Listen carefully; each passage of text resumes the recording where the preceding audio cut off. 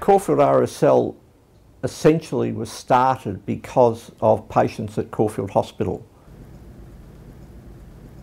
After the Gallipoli campaign, each state formulated its own military hospital, purely because Australia had never been engaged in a war like this. It wasn't prepared for the thousands of people coming back with various illnesses and wounds and psychological injuries, etc. So here in Caulfield, a manor house was turned into 11th Australian General Hospital, administered by the Army, and its whole purpose was to look after convalescing cases after they'd been hospitalised overseas, they'd been stabilised, and then brought back here for their long convalescent period. In the cases of people with missing limbs, they might have to do 10, 20 different operations before their stump was completed. Those with nerve damage might take months and years to be able to be settled down. And the only people that could really look after those people were the ones that had come back in better shape than their counterparts, their contemporaries, and hence the formation of the Caulfield RSL.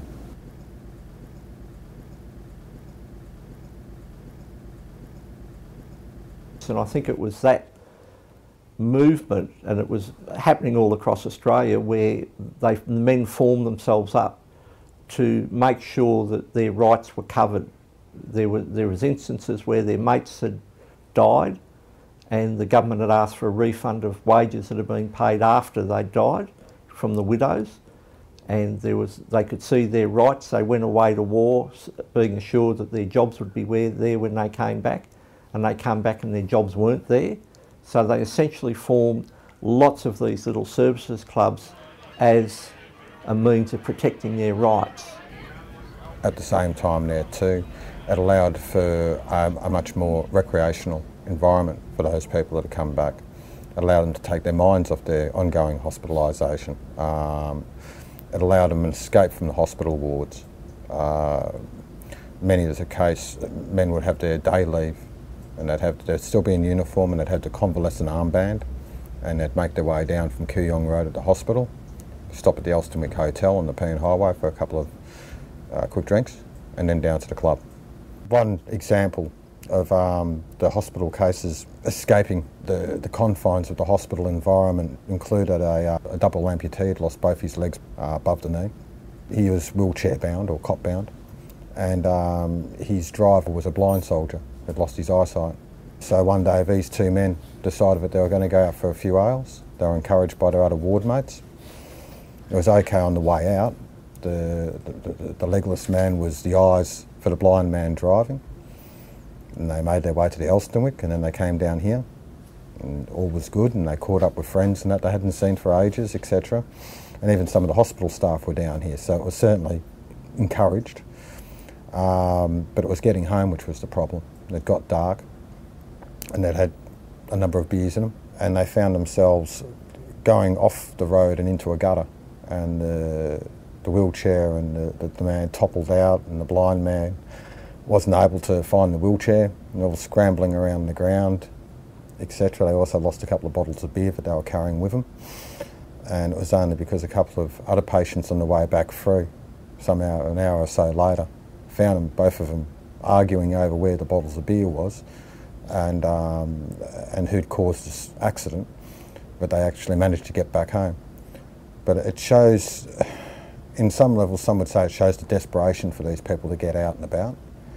Others would say it shows the tenacity, the spirit of these guys being determined to feel normal. Every night of the week was pandemonium, because in the members' bar as we see it now, the back wall was all bar. That's what they called the long bar, and there was up to 7 or 8 bar staff there working.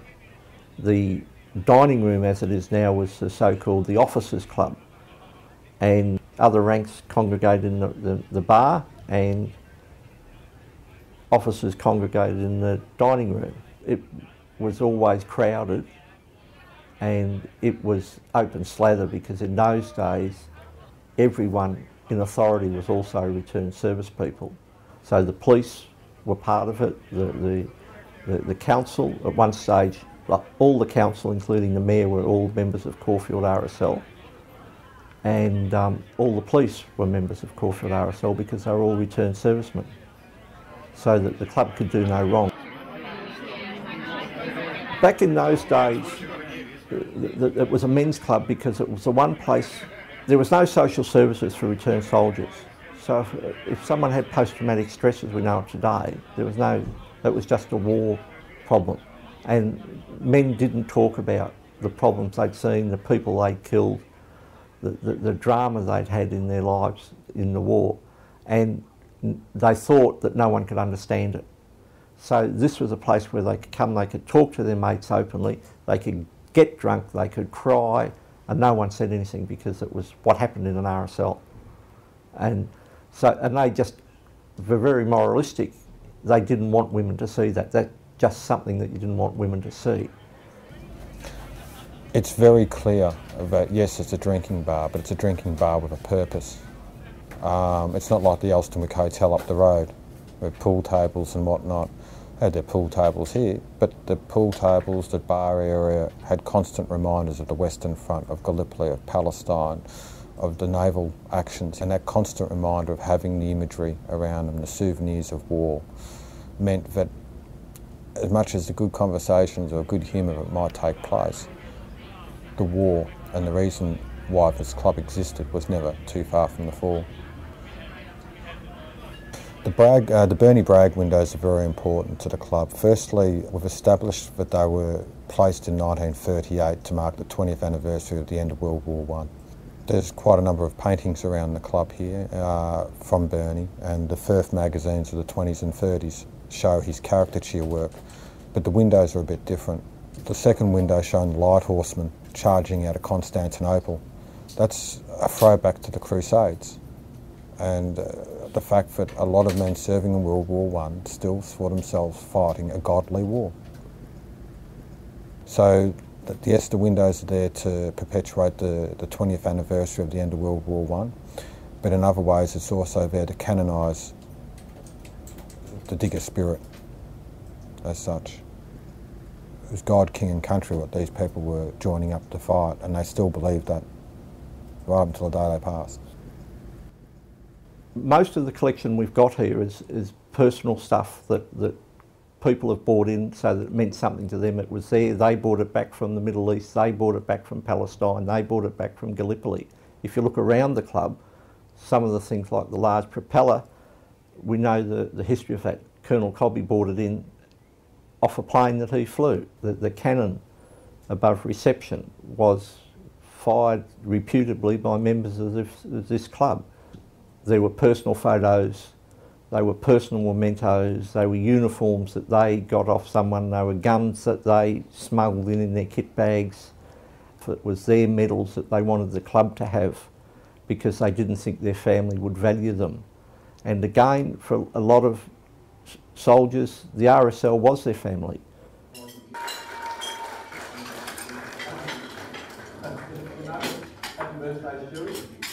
It means everything, the RSL, because wherever I've gone, I've always joined an RSL club.